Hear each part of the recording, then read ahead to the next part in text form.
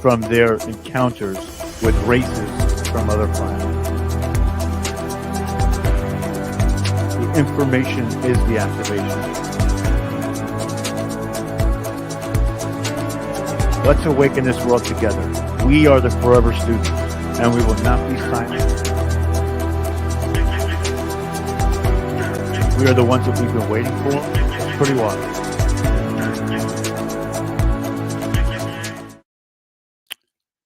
Welcome, everybody, to Full Spectrum Universe. My name is Rob Yox. We are the embattled broadcast that explores the past to remain in the present, to dictate the terms of our future. It has been about a week since we've last seen each other. It is so good to be back up here. I have been dealing with some issues of a sort of infection, but that's okay. We're here. I'm feeling great. Everything's actually really, really great right now, and I'm feeling on top of the world. Good to see everybody. We see Lewis, CS, Christy, everybody here. Tonight, we're going to do part 2 of the Flower of Life. We're going to be talking about the sacred geometry, but also dimensionality of starting from the inception of when we knew about the Atlanteans going to going to Egypt. And remember, we talked that this is going to wrap around the essentially it's going to coincide with the Emerald Tablet translations, right? And what we're doing now is we're showing the ancient Egyptians and how versed they really were because of what we understand that Thoth brought them this information from these holographic discs or these holographic inserts, shall we call it, that essentially brought a lot of the Atlantean knowledge to the Egyptians. So the Egyptians were a lot more advanced than we know about it. And they talk about it within the Emerald Tablets, but also the Book of the Dead. What's going on? Hirde and Stephanie and Sugar Bee and Mucha Gecko, Rain. Awesome to see everybody. So we're going to go into a little bit of what they knew of the sacred geometry. We're going to talk about some aspects of how we get to this flower of life and what the flower of life brings forward. Now, what's going on, Deborah? Some people say that there is the Metatron reversal when we talk about the flower of life. Now, I'm not saying that this information is the end all be all either. You know how we do this. We just explore the information that we read in books and the things that we find. Grace, good to see you. And essentially, we bring it to the table. Use it if you want. If not, disregard it. But it's super interesting when we start to talk about these things because there's a coinciding of all of these different ancient civilizations that use this symbol, which is the flower of life, to essentially show the creation, if that's a good way to put it. So that's why we're diving into this. And the Emerald Tablets accentuate this information of this higher echelon of consciousness that was running back then, right? This is sort of the opening salvo as well. Also, we're working on it just to stop for a second on what we're going to talk about and do some announcements. We're going to be opening up our landing page for the website in the next 2 weeks. So we'll have a place to go. If you're not subscribed to the Substack, subscribe to the Substack because from now on, every time we go live, we're going to be putting a notification out on there to be sent directly to your email. Therefore, we're not beholden to YouTube making sure that these notifications go out. We have our own system now to do that. Also, we are planning an event somewhere between the 4th, 5th, and 6th of December. It is going to be a free event on this page. We're going to have a great time. We're going to bring in a lot of speakers. I'm not sure what the topic is just yet. We're working on it, but I want to see who's going to be attending so we can modify that topic to be basically coincide with the speakers themselves. So it's just really good to be here, guys. Like, I'm so excited to be here right now. It's been a while, and I'm going to try and do more shows per the week. I know I said last time I was getting a little burnt out. I've tried to start new regimens of sleeping and making sure that I'm getting the proper rest I need, but also the proper self-care that I need as well. A lot of my time is spent within meditation. It's also spent to essentially go and dive into information as well, kind of pick it apart, see where it falls within my great archive that I'm creating, and use that information as well. So, there's a lot going on. Plus, we're working 50 hours a week with a regular 9 to 5. It gets to be a lot, right? But this is what I have to take a step back and remember this is what we're meant to be here to do, right? And until we get that moment where I can essentially get rid of that 9 to 5 and bring this to the epitome of what, where it'll help me support my family, but also dive in with both feet, and we did that for a while during the pandemic, and it was pretty incredible. But now we're, kind of slowly getting back to things, and the way the economy is, it's very difficult to not have that extra income coming in. So with that being said, we're testing the waters in different places. We're looking at some product placement, potentially some brands. I'm trying to figure out ways to create a line of supplements basically the ones that I take myself to help decalcify the pineal gland, but also to help your brain stay active in a way that it wouldn't before. It's there's a lot of things going on behind the scenes as well. So we're working on all those things, right? So there's a lot coming down the pipeline and a lot to be excited about because we're diving into new areas, right? We've gone through a lot of the beginner level ascension material. Now we're going to start to get into like the contact of it, the ufology of it, the history of it, the symbolism of it. We're going to start getting into some new areas that are going to open up the conversations a little bit. But with all that being said, too, please like, share, subscribe, and let's get this out there. This is always platform friendly, as everybody knows. I like to keep it so that we're not censored. So let's get into the information at large, which is what we're here to talk about. This is some of the sacred geometry that you see throughout the world. A lot of these are symbols that are being used, whether for good or bad. It's just sort of a way that we see these patterns forming, right? And these patterns are not just pleasing to the eye. They connect with you on a soul level or a consciousness level. So seeing certain patterns like this wheel, which is in the third line, last second to last one to the right, we see this wheel, and some people may just see it as a wheel. Some people may see it as the wheel of time. Some people may see this as, these symbols have meanings, and certain symbols will initiate higher states of consciousness. Understanding what those symbols do and how those symbols work in a greater echelons of creation is an entirely new chapter to what we're looking at. Remember, everything is one, right? Everything is consciousness. Everything is frequency. Everything is vibration. Therefore, everything that we are can interact with everything that is that symbol. But it's up to us to dictate how that symbol interacts with our reality. So we are the ones in control. But knowing the symbolism and the meaning of it gives us the ability to also convey message via symbol, right? Take for instance, right? My right behind me, there are two triangles there. Now, some people have asked this question of what those two triangles stand for. One is mind, body, and spirit or consciousness. The other is past, present, and future. And you see how they're overlapping, which means that it's overlapping with that surge of energy hitting that antenna. By exploring all of those things, the antenna gets broadcasted to the world. This is sacred geometry. It means something to me, right? But this is essentially what we're going to talk about, and it's pretty crazy. But so let's start. So we did the opening salvo. Let's go to the image here. This is the image of the flower of life. It's not only found in Egypt, but all over the world, right? We're showing you some photographs here today, which will coincide with Egypt, but it's found in Ireland, in Turkey, in England, in Israel, Egypt, China, Tibet, Greece, and Japan. It's found everywhere. And almost everywhere around the world, it has the same name as well. So all these ancient cultures knew what this meant. It's called the flower of life. And though elsewhere around the cosmos it may have other names, two of the main names would be translated as the language of silence and the language of light.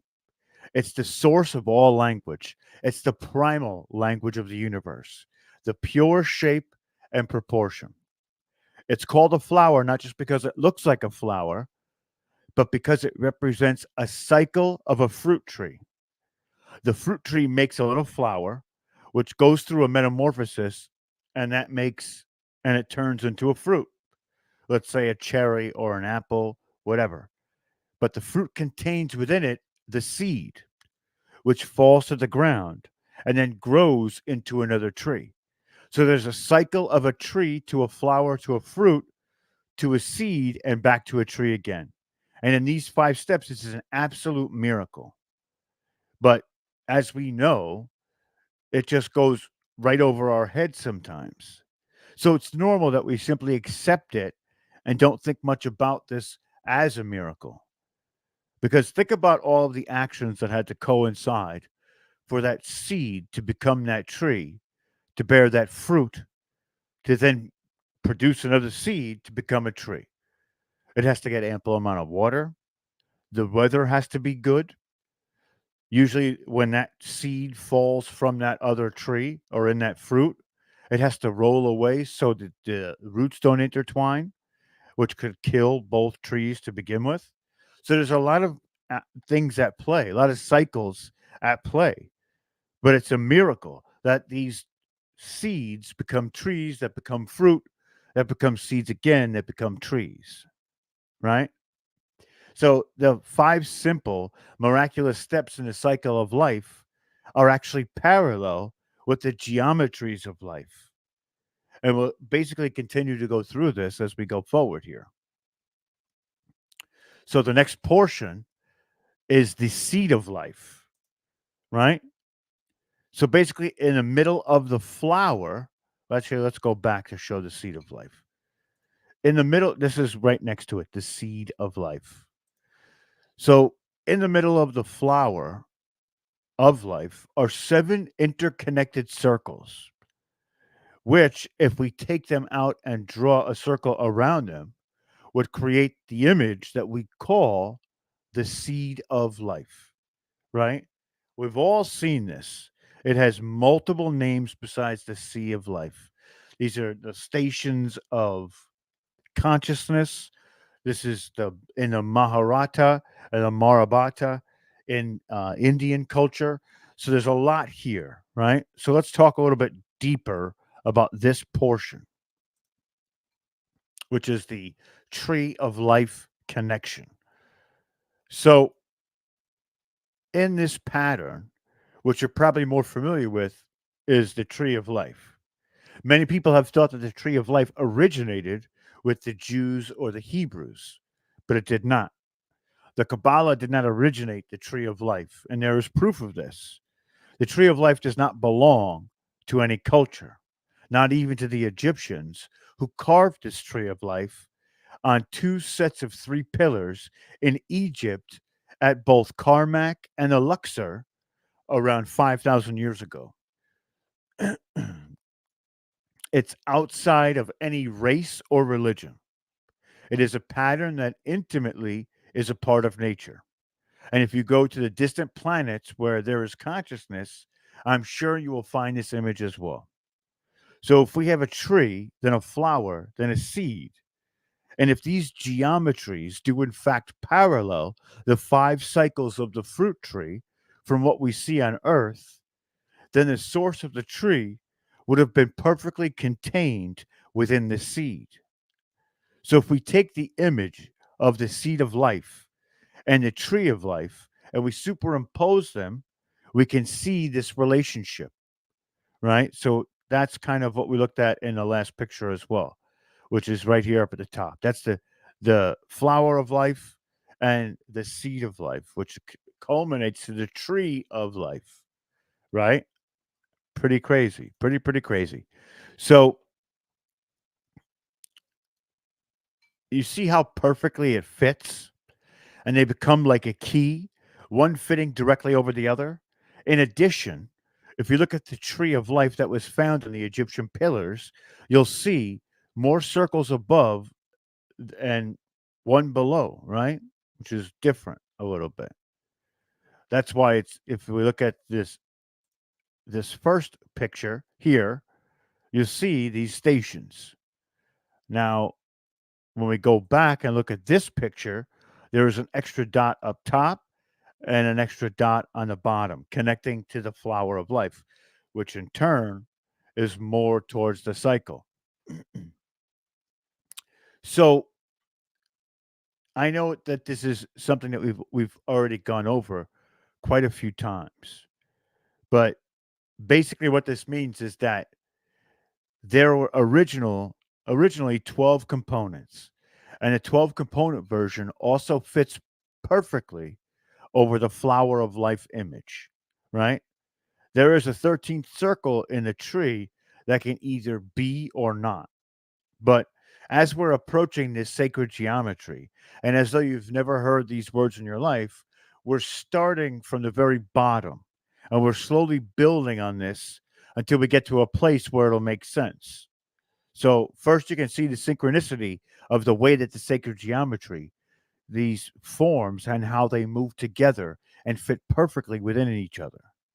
So, this is the right brain way of understanding the special nature of this geometry. And as we study and go over more of these complex patterns, you'll keep seeing the same kind of amazing relationship moving through everything. So the odds are that some of these geometrical relationships happening at all in probably a zillion to one. And basically, it's a mind boggling relationship because it's very difficult to see this all unfold naturally. There's a creation to it because of its accuracy. So, another point we're going to talk about is these two bottom circles and the cross between it, which is the Vesica Piscis. I think I'm saying it right. I may not be. You know what it is, right? This bottom where there's two circles and there's a space in between where the two circles meet, which is important, right? This is the creation of light, but this is what we're talking about. So, in sacred geometry, there are patterns that look like what you're seeing right now. It's formed when the centers of two equal radius circles are placed on each other's circumferences. So the area where the two circles intersect, this form is what's called the Vesica Pis, uh, Piscis, I think is the way to say it, right?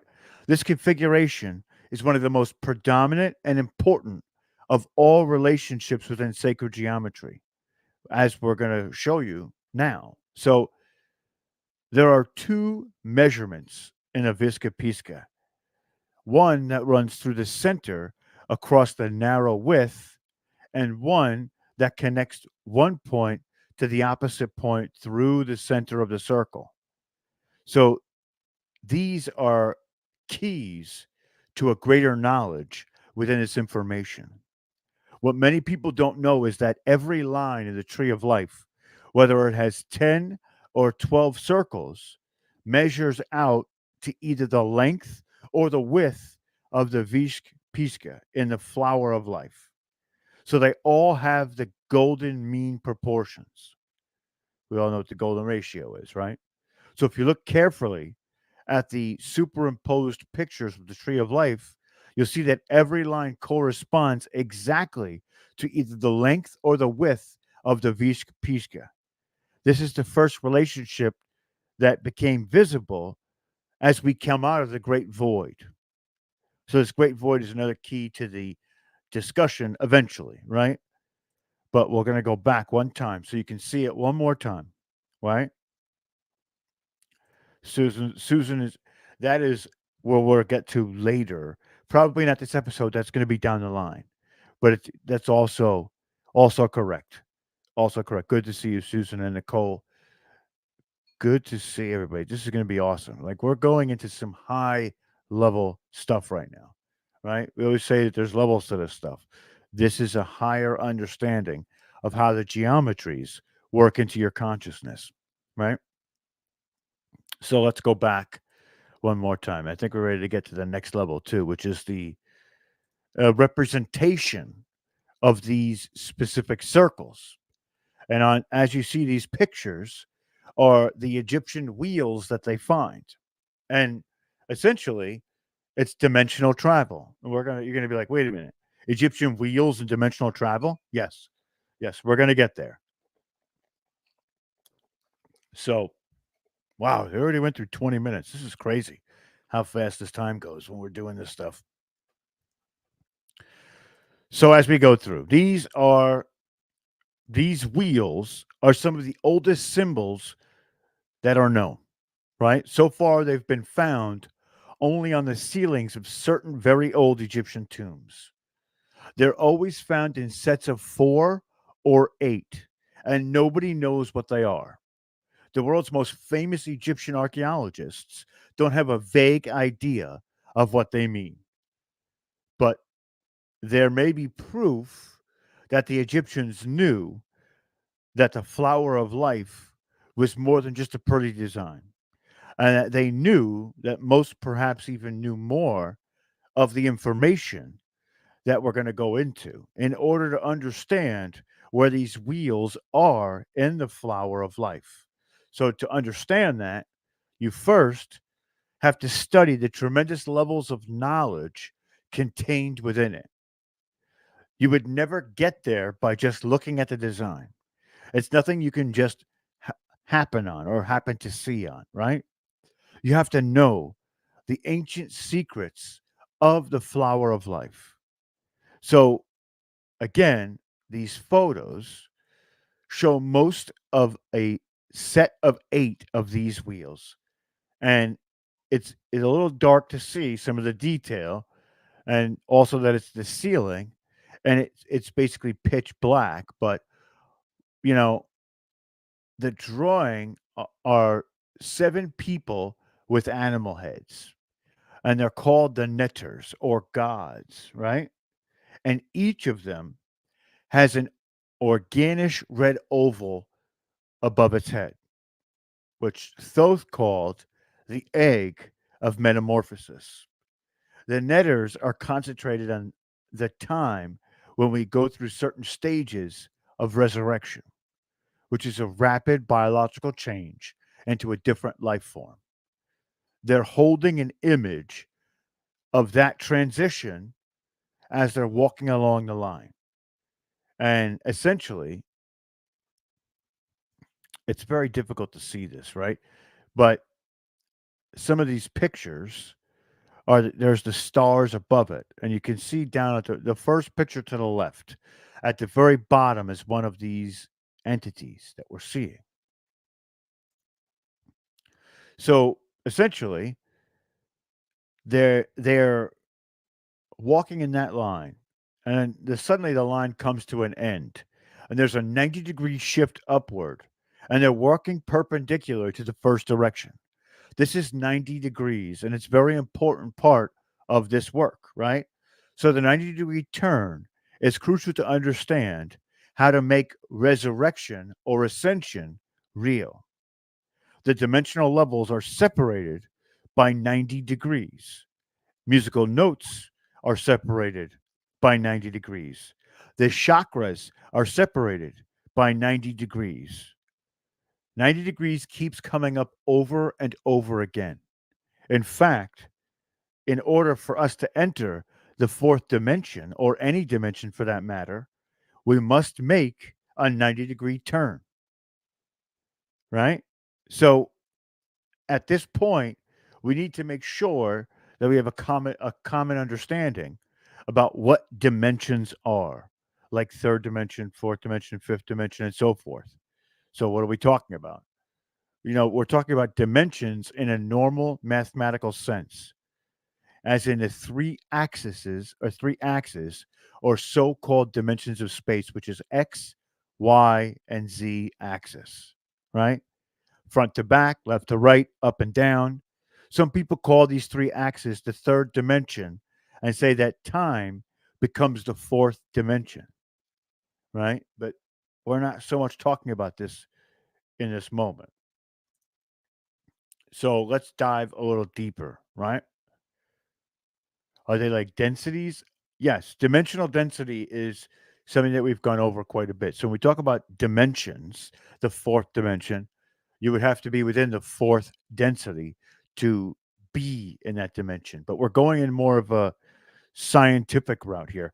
We're using more of the musical notes or wave forms to show these dimensional densities, right?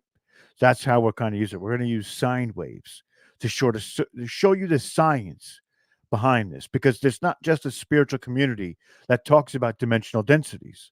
Science does as well, but most of the time we don't know it because we're not looking at it from that scientific perspective.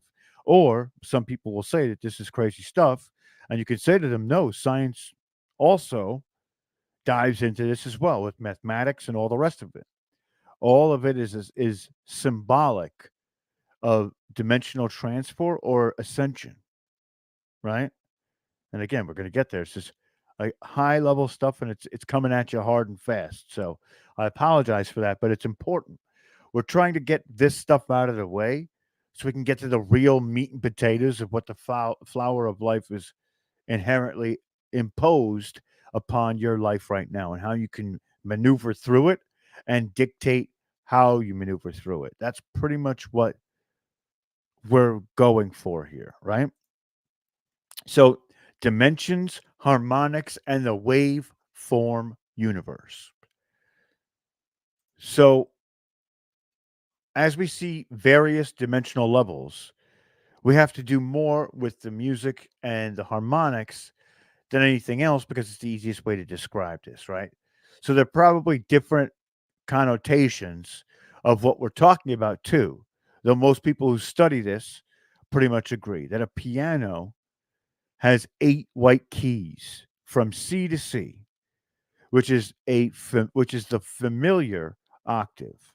And in between are 5 black keys as well. So the 8 white keys and the 5 black keys produce all sharps or flats in what's called the chromatic scale, which is 13 notes, actually 12 notes, with the 13th being the next octave. So from one C to the next is really 13 steps, not just 8. So let's keep that in mind, right? So we're going to show you the concept of sine wave and how sine waves correspond to light and the electromagnetic spectrum and the vibration of sound. So above you, you're going to see, or on the screen right now, we're going to see sample sine waves. What we're looking at below it is the note, right? C, D, A, B. And the way that these oscillate or move with the hills and the valleys. So we're probably familiar with this a little bit. In the entire reality we're in, every single thing is based on sine waves. There are no exceptions. And except for the void itself and perhaps spirit itself, right? Everything in this reality is a sine wave or a cosine. So if you want to look at it like that, what makes one thing different from another is wavelength and pattern.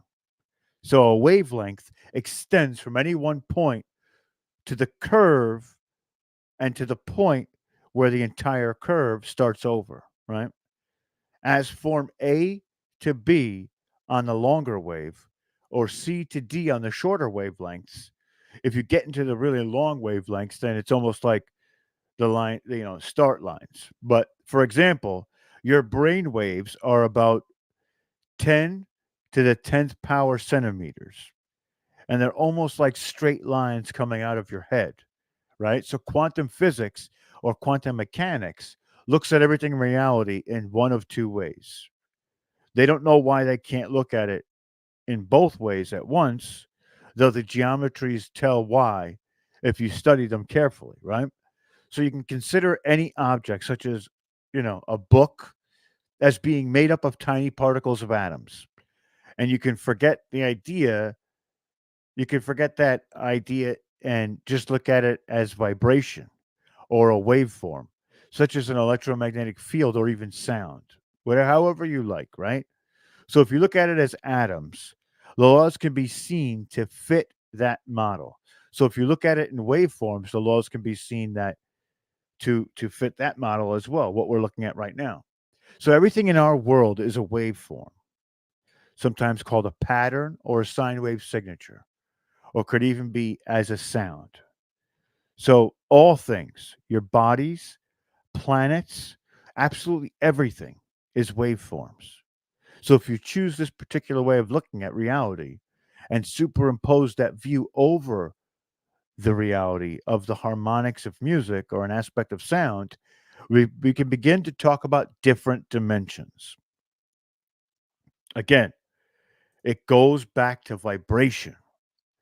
Vibration is everything. Each one of these waves is a frequency. That frequency dictates where you are in reality, what density you are, your consciousness, your higher echelons of consciousness, higher levels of consciousness. All of it is through vibration. I can't stress that enough. Vibration is everything. That's what it is. And that's what we achieve to increase when we still our mind and meditate. We're looking to manipulate our vibrational frequency. That gives us glimpses into the higher dimensional densities to garner the information of those densities. Now, when we slowly release that vibrational hold and come back to our normal stated vibration, we're trying to retain the information. Sometimes it's better to stay at that higher vibration longer to disseminate the information, because sometimes when you come back and let your vibration tank real quick, you lose that information. It's a lot harder to bring to the forefront. So let's keep going here. And again, this is sacred geometry. We're still in the aspect of sacred geometry because we're talking about waveforms and the golden ratios, right? This is what this is all about. So again, wavelength determines dimension. Now, this is just an arbitrary graph in front of you that talks about wavelength, not so much dimension. So, but it's something to look at for the minute and for the moment anyway. The dimensional levels are nothing but differing base rate wavelengths. The only difference between this dimension and any other is our length of its basic waveform. It's just like a television or a radio set, right?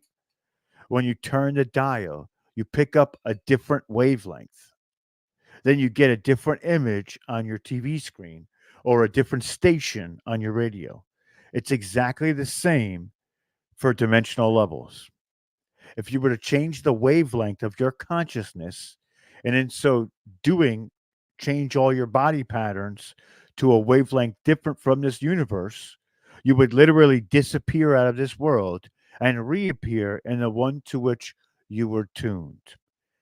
That is timeline jumping, dimensional reality jumping, right?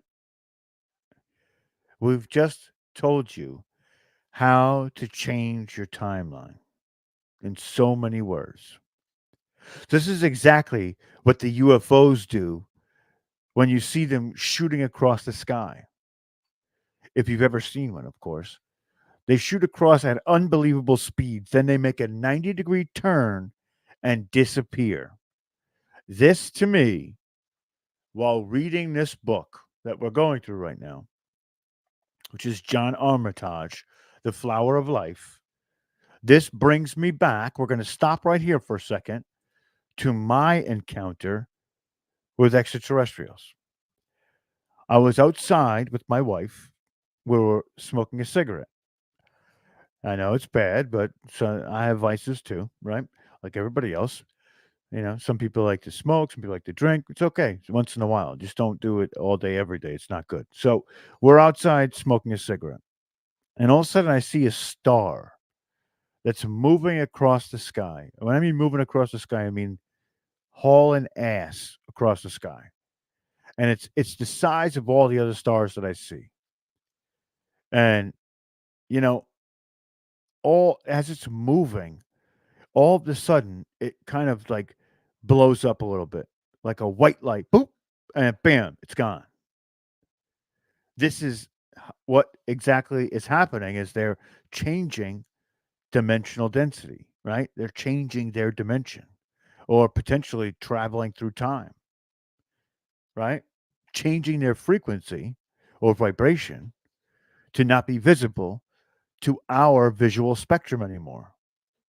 This is how they can get away with being seen and being right in front of us sometimes because they can project what's happening in this dimension, right, into their dimension, almost like a TV show. They can see what's happening because they have instruments that do that, right? Yes, it's exactly right, Stone. They sent me multiple downloads in that moment, and once they did so, they were gone. There was no need for them to be in contact with me anymore. Now, again, I didn't see them face to face, as like some people have encounters where they're in their bedroom or they get brought to the ship. Not one of those. Not one of those at all. Just an encounter out and about. And the crazy part was is that I thought I was, when you see those things at first, you're like, please tell me somebody saw that. Best part was my wife was standing right next to me. And I said, did you see that? And she said, yeah. I said, well, what was that? She says, I have no idea. I said, me neither. Me neither. But in my mind's eye, I'm like, I have a pretty good understanding of what I think it might be. But we'll see what happens when the download comes to the forefront. And maybe there's some information there for me to understand this position better or what's actually happening. But ever since that day, my frequency has been elevated. My vibration has been elevated. I'm able to go into a meditative state and interact with the ancestors, the extraterrestrials, whoever I deem or will to interact with in those sessions. It has given me this enhanced vibrational frequency, which lets me kind of go into places like the Akashic records and stay there for a while and get the information I need. You know, it's insane. But before this, I was never able to facilitate that for as long as I can now. Now, again, practice makes that a little bit easier as well. But at the same time, I feel like they gave me a boost, an energy boost, somehow, some way. I don't know what it is, but that's what I believe happened. And even still, the downloads from that night are not all at the surface yet. So 90 degrees is astral travel as well. Again, our chakras are 90 degrees from each other. Everything is 90 degrees. 90 degrees. It's repetitive.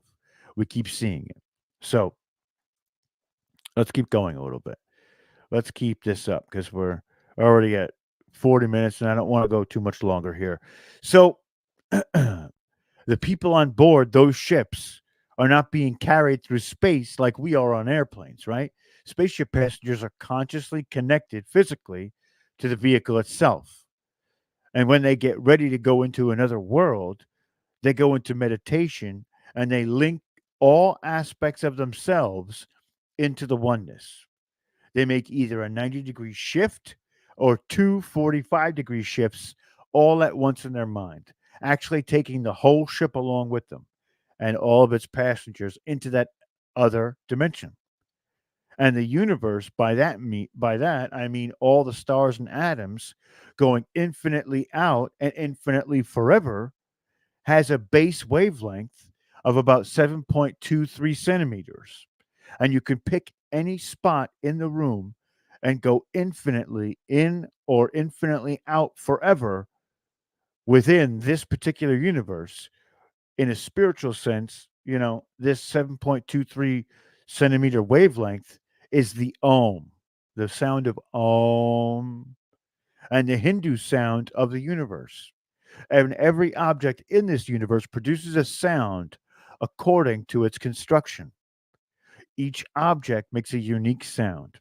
And if you average the sound of all the objects in this universe and this third dimension, you would get this 7.23 centimeter wavelength.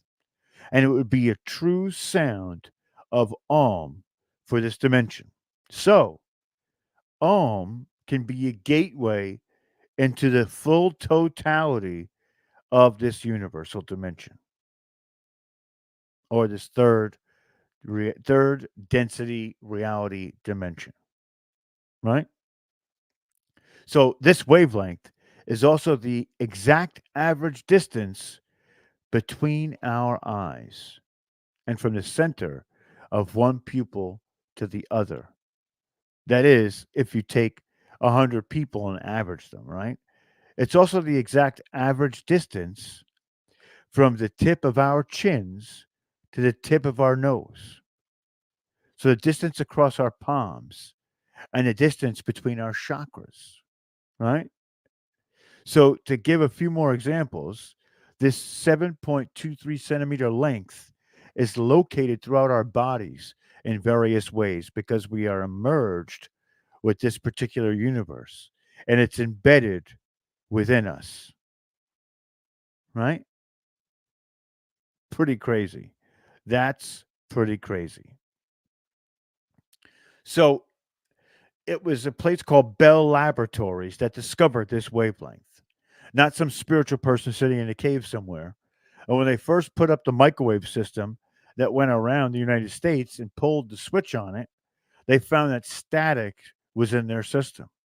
And you see, the Bell Labs just happened to pick for this system, sending frequencies one slighter longer, one slighter than this 7 centimeters, right?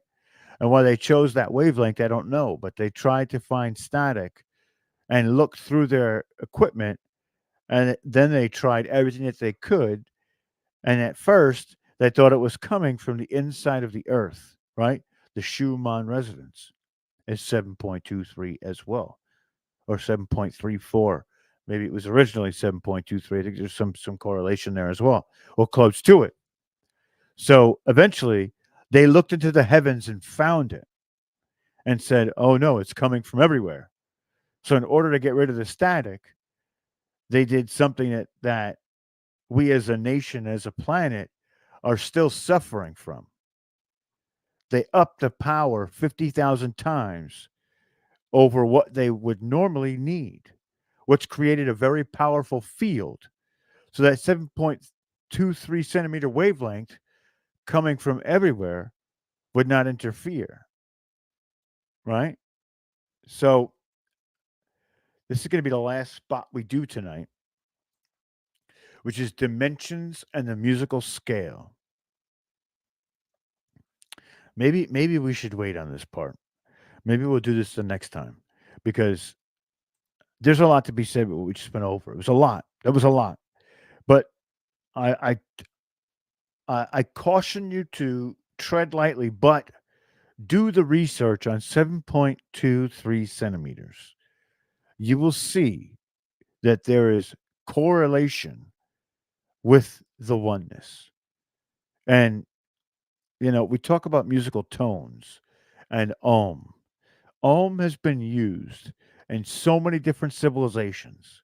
So the fact that this is correlated to Om means that there is more significance on a universal scale than just a simple sound or a simple, frequency. So there's a lot of information here tonight. And I don't want to go too far. We're already at 45 minutes. I told you we're not going to go the full hour because we're trying to cut back a little bit so we can be more immersed in the information that we've already gone. That extra 15 minutes sometimes gives us a little bit less time to really think about what was just happening, right? So by this information and by going through this information, you're now becoming versed on the mathematics of this dimensional density.